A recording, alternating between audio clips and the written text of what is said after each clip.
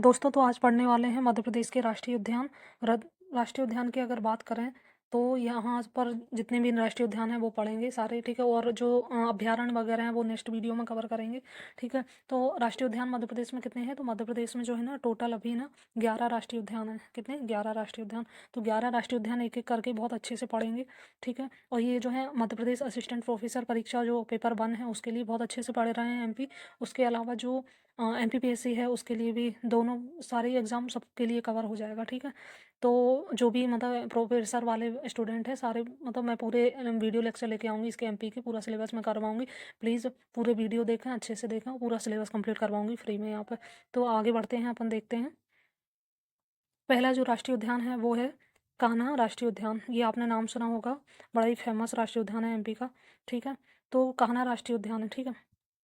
इसके बारे में जो है इसका एग्ज़ाम में पूछा जाता है कि इसकी स्थापना कब हुई थी, तो 1955 में, 1955 में इसकी स्थापना हुई थी। ज़िले की अगर बात करें कि ज़िले में कहाँ है, तो ये जो है दक्षिण पूर्वी ज़िला है MP का, मंडला और बालाघाट। मंडला और बालाघाट में जो है आधा आधा आधा जो कान्हा राष्ट्रीय उद्यान है मंडला में, और कुछ पार्ट जो है बालाघाट में पड़ता है इसका। इसके अलावा क्षेत्रफल की बात करें, इसका एरिया कितना है, तो 941 वर्ग किलोमीटर। ये एग्जाम में पूछे जाते हैं सारे फैक्ट। पहला राष्ट्रीय उद्यान है ये मध्य प्रदेश का, तो इसलिए और ज़्यादा इससे क्वेश्चन आते हैं। इससे जुड़े हर फैक्ट बहुत ज़रूरी है क्योंकि कुछ ना कुछ फैक्ट एग्जाम में आते ही है। इसका इतिहास की अगर बात करें तो ये मध्य प्रदेश का सबसे बड़ा राष्ट्रीय उद्यान है, ये फैक्ट पूछा गया है अभी, ठीक है। इसके अलावा ये बात करें कि अभ्यारण्य कब बना, सेंचुरी नेशनल जो सेंचुरी होती है ना वो 1933 में बन गया था उस टाइम पर। और उसके बाद जो है 1955 में, 1955 में जो है राष्ट्रीय उद्यान बना है। इसके बाद जो है रिजर्व ये कब बना, टाइगर रिजर्व जो है आप लोग कमेंट करके बताना मध्य प्रदेश में कितने टाइगर रिजर्व हैं। टाइगर रिजर्व की बात हो रही है कि टाइगर रिजर्व ये कब बना है। तो टाइगर रिजर्व की बात करें तो ये बना है 1974 में, ठीक है, 1974 में टाइगर रिजर्व बना है। मध्य प्रदेश का पहला पहला टाइगर रिजर्व, मतलब टाइगर रिजर्व के तहत मध्य प्रदेश का पहला राष्ट्रीय उद्यान है जो टाइगर रिजर्व में शामिल हुआ था।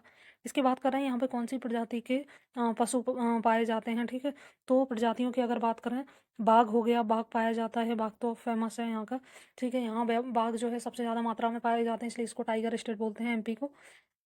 बाघ पाए जाते हैं। ब्रेडरी प्रजाति का बारहसिंगा, ये बहुत फेमस है, ठीक है।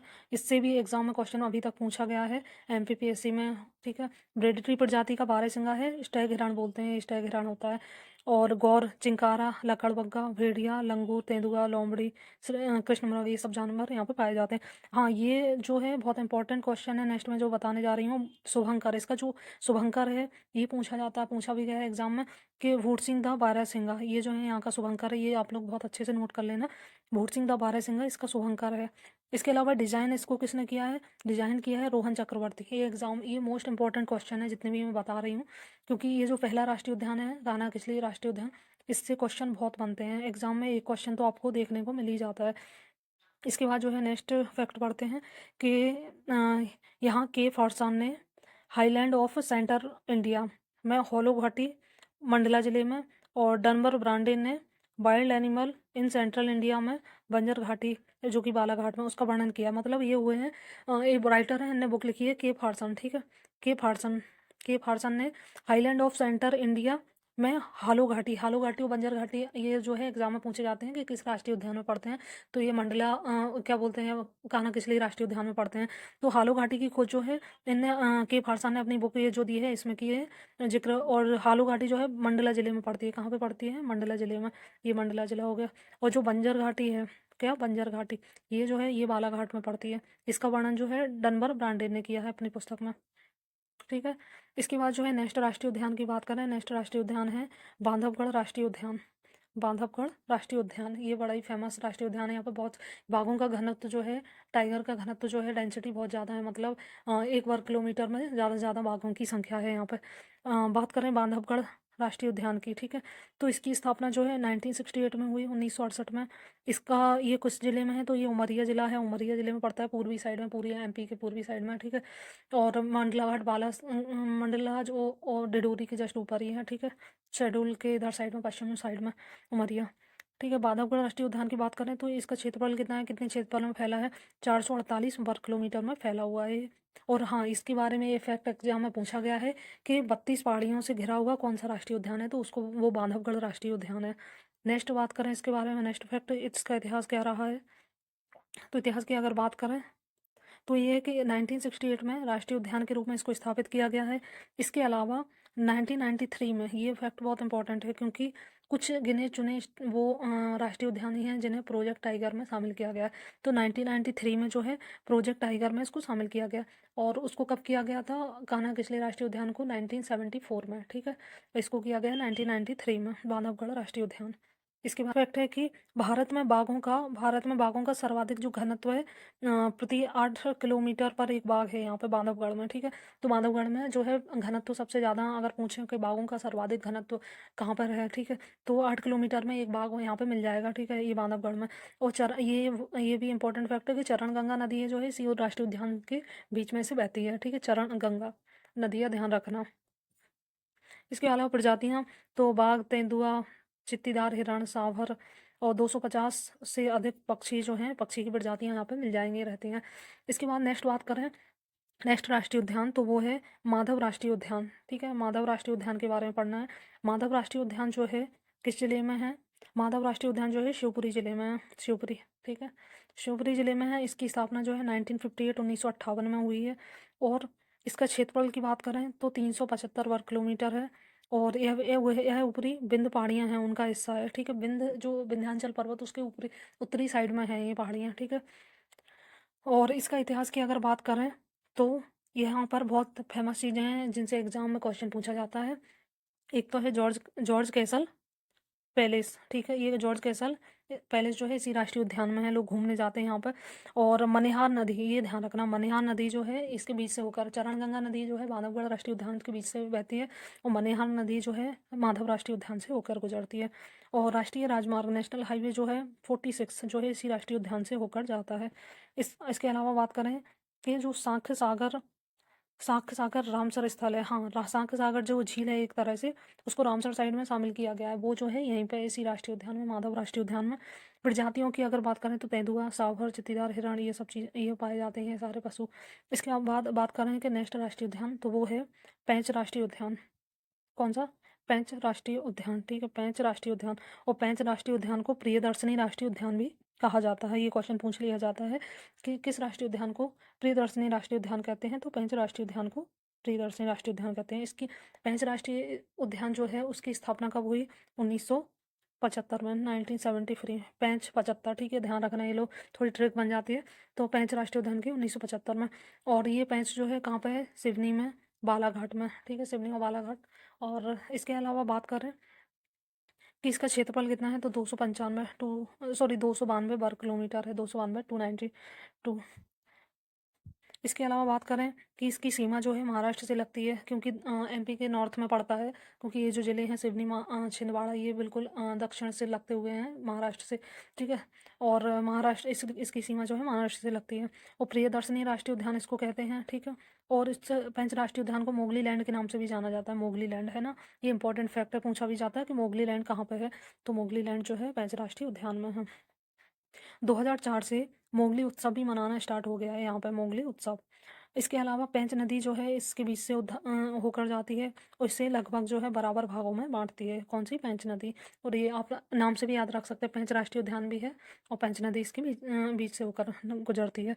पेंच राष्ट्रीय उद्यान जो है विश्व बैंक की हाँ, पेंच राष्ट्रीय उद्यान विश्व बैंक की अभ्यारण्य संरक्षण योजना के अंतर्गत आता है, मतलब वर्ल्ड बैंक से कहीं ना कहीं इसको फंड मिलता है, ठीक है। और इसके बाद जो नेक्स्ट यहाँ पे प्रजातियाँ कौन सी पाई जाती हैं, तो कॉमन ही है ज़्यादातर, बाघ, तेंदुआ, सांभर, चित्तीदार हिरण, है ना। लेकिन एक फैक्टर सबसे इम्पोर्टेंट वो है जिससे क्वेश्चन बहुत बनता है, वो है यहाँ पे कृष्ण मृगों की सर्वाधिक संख्या, ठीक है। काले जो वो हैं हिरण, कृष्ण मृग, उनकी संख्या जो है सर्व से ज़्यादा है यहाँ पे, किस राष्ट्रीय उद्यान में? पेंच राष्ट्रीय उद्यान में, ठीक है। तो आप लोग ध्यान रखना, पेंच राष्ट्रीय उद्यान में बहुत ज़्यादा संख्या है कृष्ण मृगों की। नेक्स्ट फैक्ट है कि नेक्स्ट राष्ट्रीय उद्यान पे अपन बढ़ते हैं आगे, कि सतपुड़ा राष्ट्रीय उद्यान, ठीक है, सतपुड़ा राष्ट्रीय उद्यान। सतपुड़ा राष्ट्रीय उद्यान के बारे में पढ़ते हैं। तो इसकी स्थापना कब हुई? 1981 में। हाँ, 3 राष्ट्रीय उद्यान हैं जिनकी स्थापना जो है सेम ईयर में हुई है। अब आगे देखना कौन कौन से। एक तो हो गया ये सतपुड़ा राष्ट्रीय उद्यान, ठीक है। कहाँ पे है ये? सतपुड़ा से पता चल रहा कि सतपुड़ा पहाड़ी पर ये है। और इस ज़िला की अगर बात करें तो ज़िला जो है नर्मदापुरम, जो होशंगाबाद जो है उस ज़िले का नाम नर्मदापुरम हो गया है, ठीक है। और इसका क्षेत्रफल की अगर बात करें तो 528 वर्ग किलोमीटर है। इतिहास की अगर बात करें 1999 में टाइगर रिजर्व बनाया गया और इसको बायोस्फीयर रिजर्व भी बनाया गया। ये बहुत इंपॉर्टेंट फैक्ट हो जाता है। बायोस्फीयर रिजर्व इसको घोषित किया गया है, टाइगर रिजर्व। इसके बाद जो पचमढ़ी अभ्यारण्य जो है इसी राष्ट्रीय उद्यान में है। इसके अलावा बोरी वन्यजीव बहुत इंपॉर्टेंट है, बोरी वन्यजीव अभ्यारण्य और पचमढ़ी अभ्यारण्य, ठीक है, इसी में है। इसके अलावा तवा और दैनवा जो है ये दो नदियां हैं इसी उद्यान से होकर बहती हैं। 2009 में यूनेस्को की सूची में इसको शामिल किया गया है। किसकी? यूनेस्को की सूची में। ये बहुत इंपॉर्टेंट फैक्ट हो जाता है, ठीक है। सतपुड़ा राष्ट्रीय उद्यान को 2009 में यूनेस्को की सूची में शामिल किया गया है। 2010 में जो है TOFT वन्यजीव पर्यटन पुरस्कार भी इसको मिला हुआ है, ठीक है। बहुत ही इंपॉर्टेंट फैक्ट है, आप लोग इसको नोट करते जाना। इसके बाद नेक्स्ट राष्ट्रीय उद्यान है पन्ना राष्ट्रीय उद्यान। पन्ना राष्ट्रीय उद्यान के बारे में जो है इसकी स्थापना 1981 में हुई। हाँ, मैंने बताया था ना अभी के सतपुड़ा राष्ट्रीय उद्यान की स्थापना 1981 में हुई है। इसके अलावा ये पन्ना राष्ट्रीय उद्यान है, इसकी भी स्थापना 1981 में ही हुई है।